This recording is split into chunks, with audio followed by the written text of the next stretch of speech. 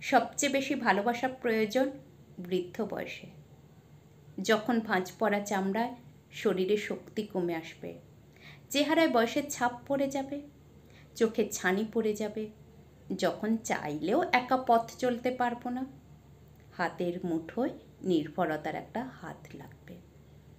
বিষণ্ণতা, অবসাদ, একাকিত্ব, ক্লান্তি, যখন শরীরে হাজারটা রোগ বাসা বাঁধবে, তখন গল্প করার একান্তই নিজের একটা মানুষ, একটু যত্ন, আদর, খেয়াল রাখার আপন একজন মানুষ।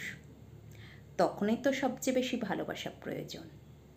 একটা সময় পরে শরীর থাকে না, আকর্ষণ থাকে না, যেটা থেকে যায় সেটা হলো বন্ধুত্ব। তখন শুধু বন্ধুত্বটাই থাকে, আর থাকে সারা জীবন একসাথে কাটানো অসংখ্য সুন্দর মুহূর্ত। 2-4 বছর একসাথে কাটানোর মাঝেই ভালোবাসার সার্থকতা নয়।